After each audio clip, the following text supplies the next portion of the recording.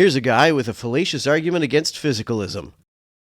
In this first installment of Arguments Against Atheism, we explore a common position you may have heard from your atheist friends. We're like biological machines, and all of our actions and thoughts and everything are all just like determined by laws of physics and chemistry. I mean, this is basically common knowledge now. Well, in this video, I'm going to give you a fatal argument against this position, and I do mean fatal.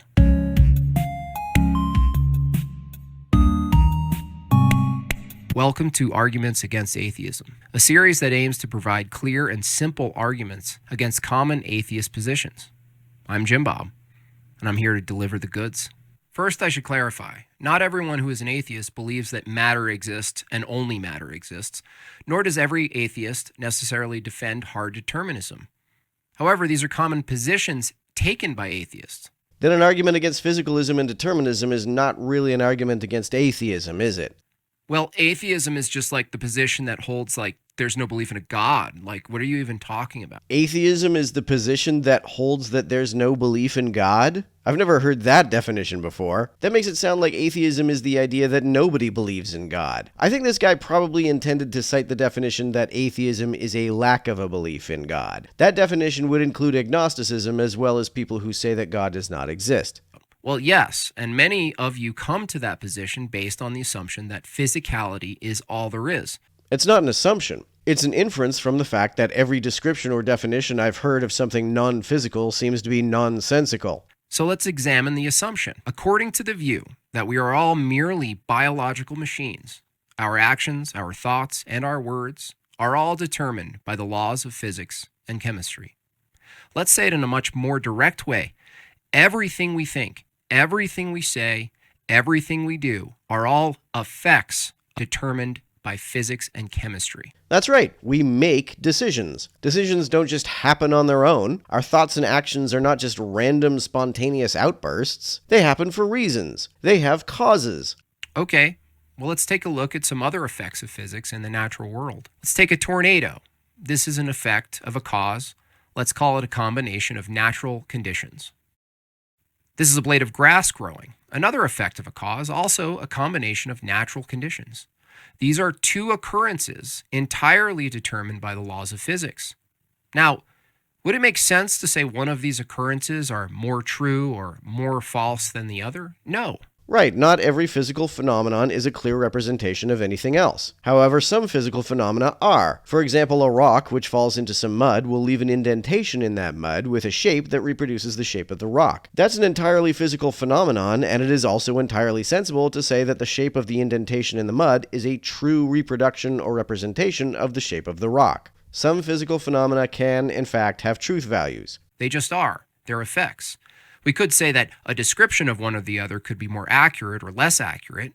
And a model, like the shape of the indentation in some mud is a model of the shape of the rock that made it, can also be more accurate or less accurate depending on how precisely the shape of the rock was recreated by the shape of the indentation.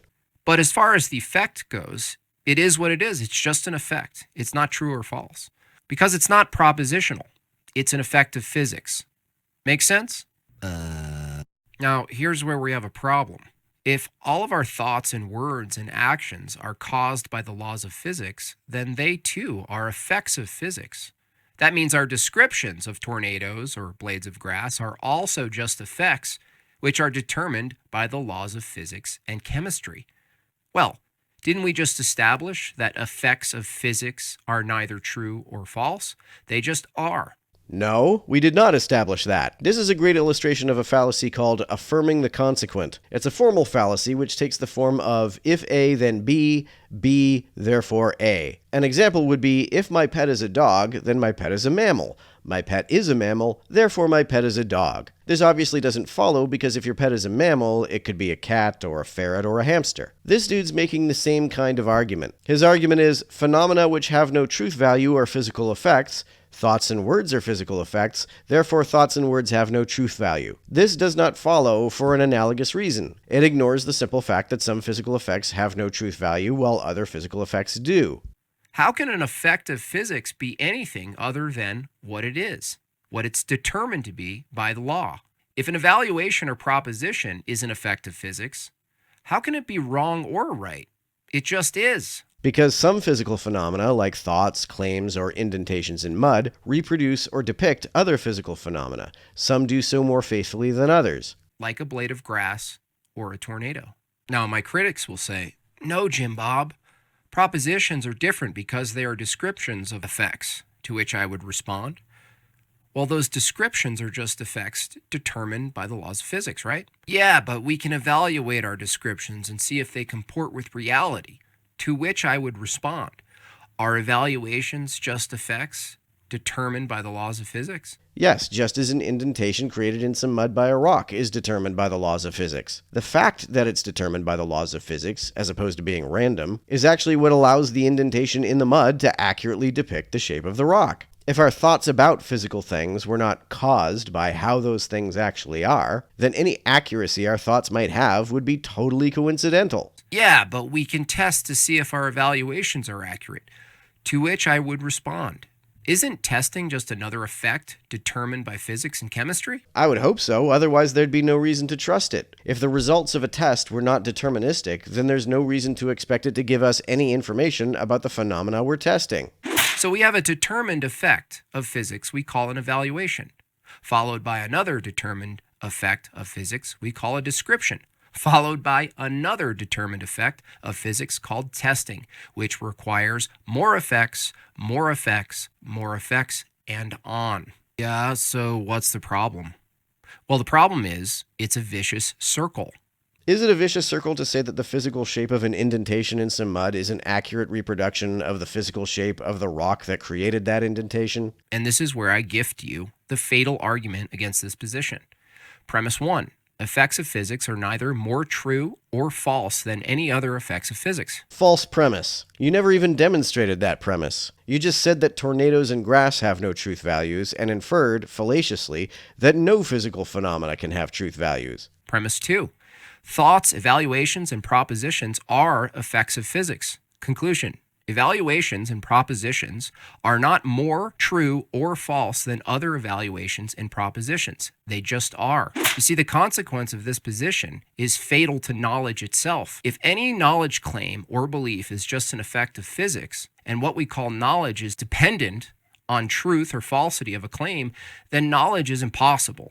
Because evaluations and claims are just effects of physics, and effects are neither true or false. They just are. Effects of physics can, in ways that I've already illustrated, be true or false. For example, some indentations in mud created by rocks will be more or less accurate reproductions of the shapes of the rocks that created them based on things like the purity and viscosity of the mud. Thoughts about things can vary in accuracy based on the quality of the data we collect through our senses, what our perceptual biases are, etc. These are all physical phenomena.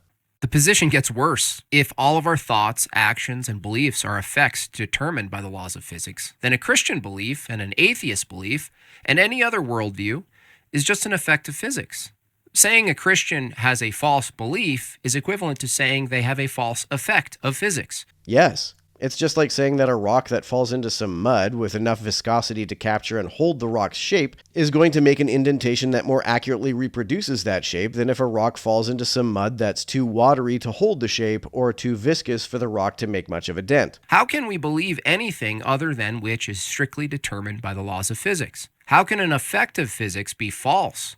I just explained how. Some effects more faithfully reproduce certain causes than others. Well, the atheist might say, well, some effects of physics can be true and some can be false. Okay, so if one effect of physics can be true or false, here's my challenge to the atheist who holds this position. What is the categorical difference between a tornado and thinking?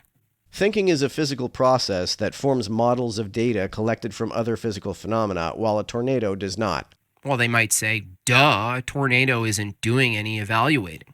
Well, let's try again. What is the difference between a tornado and evaluating?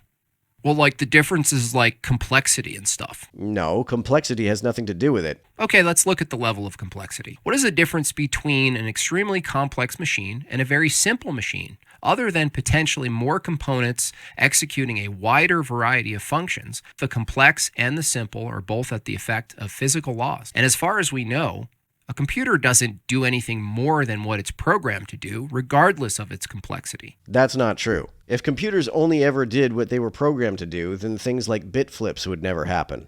The computer doesn't suddenly transcend its category of being a machine simply because it's more complex. So why would the brain from this position? It wouldn't. The brain is also a machine. The fact that the brain works deterministically is what allows its thoughts about physical objects, insofar as they are correct, to be more than merely coincidentally correct. If our thoughts about things are not causally determined by anything, then there is no connection between thoughts and their reference, and any accuracy those thoughts may have would be purely coincidental.